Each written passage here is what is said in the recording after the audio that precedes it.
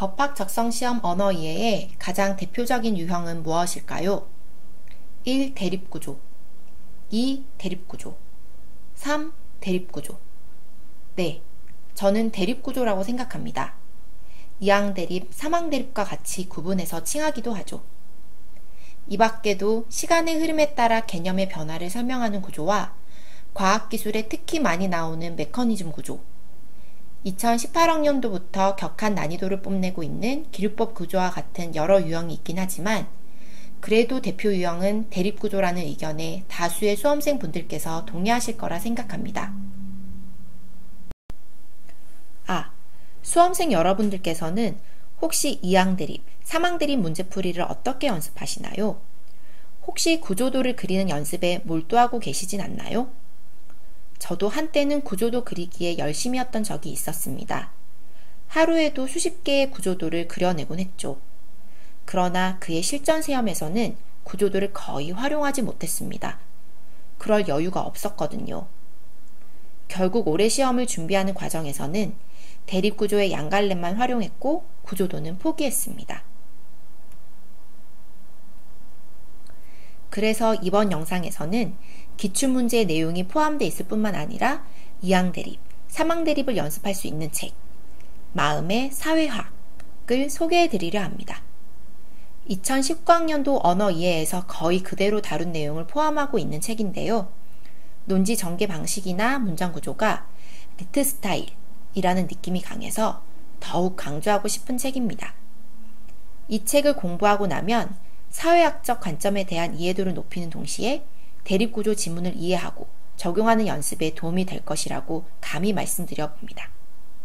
그럼 이제 이 책이 어떤 책인지, 이 책을 어떻게 공부했는지 좀 더 자세히 말씀드려 보겠습니다.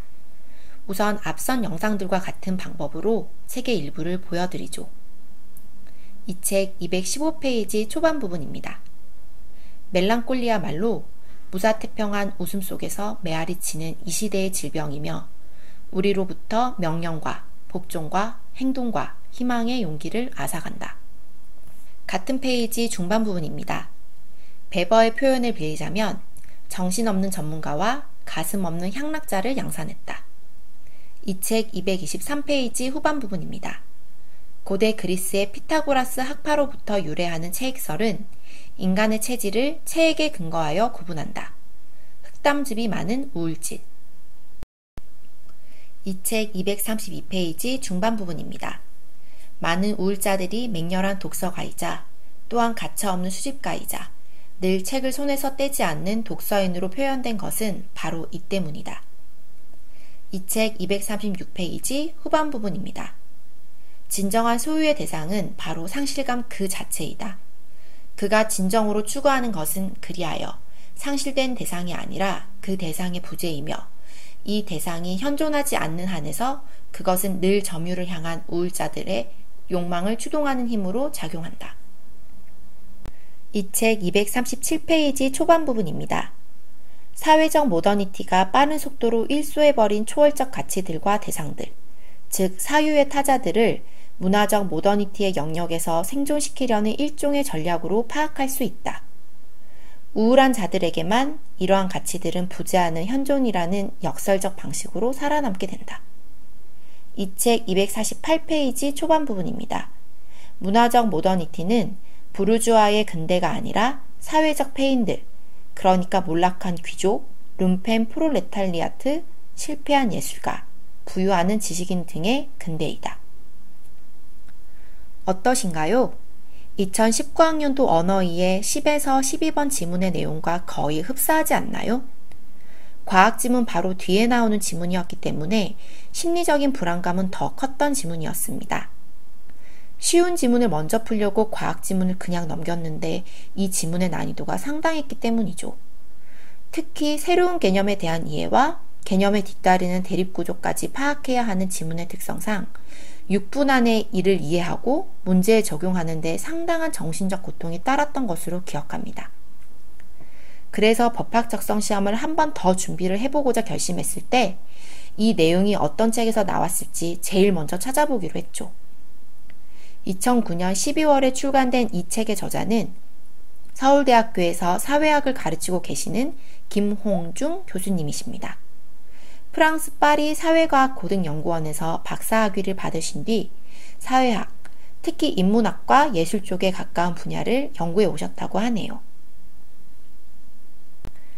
만약 이 책이 기출문제 중 하나의 지문에 대한 내용만 담고 있었다면 이렇게 따로 한 꼭지를 빼서 여러분께 소개해 드리진 않았을 겁니다. 그보다 법학 적성 시험의 유형 중 하나인 대립구조 지문을 연습할 수 있는 최고의 책이라고 생각했기 때문에 별도의 영상을 만들어 소개해 드리는 것이지요. 이 책은 처음부터 끝까지 개념들 간의 대립구조를 설명하는 방법으로 서술되어 있다는 느낌을 강하게 받았습니다. 이항, 삼항, 다항 대립이 끊이질 않죠. 새로운 개념의 설명도 무지 많습니다. 우리가 그동안 실생활에서 자주 사용하지 않는 단어일지라도 사회학적으로는 이를 어떻게 개념화하여 설명하는지 끊임없이 제시합니다. 멍하니 읽다간 개념 간의 연결이 혼란스러워져서 지문의 방향성을 잃어버리기 십상입니다. 나아가 각 개념에 대한 이론가들의 주장을 제시해 주기 때문에 이 책 한 권 자체가 법학 적성시험 지문의 성격과 같다고 봐도 무리가 아니라고 생각합니다. 개인적으로 지난 법학적성시험 기출문제에서 가장 어려웠다고 느낀 대립구조 지문은 2016학년도 7에서 10번 김춘수와 김수영에 대한 지문이었습니다.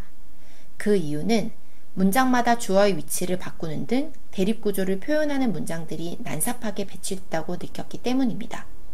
글을 읽는 중반에 해당 속성이 김춘수인지 김수영인지 헷갈릴 뿐만 아니라 나중에는 속성들이 개념에서 이탈해버렸죠. 이 책은 더 심합니다. 한국어를 쓸 수 있는 대립구조 문장은 전부 쓰여진 것 같아요. 또한 사고와 분석이 촘촘하고 집요하며 이론가들의 의견까지 더해져 복잡함이 최고조에 이릅니다. 따라서 연습장과 필기구를 준비하신 뒤 대립구조를 파악하면서 읽으시면 좋을 것 같습니다. 총 14장으로 구성되어 있으니 하루에 한 장씩 2주 동안 하시는 것을 적극 추천합니다. 이러한 과정을 끝내시면 웬만한 대립구조는 그리 어렵다고 느끼시지 않을 겁니다. 이제 세 번째 추천도서 소개를 마치겠습니다. 네 번째 영상은 앞선 영상의 속편으로 폴란드와 관련된 책을 소개해드릴 예정입니다. 부족하지만 제가 느꼈던 막막함과 박탈감을 여러분께서는 느끼지 않길 바라는 마음으로 저는 또 최선을 다하겠습니다.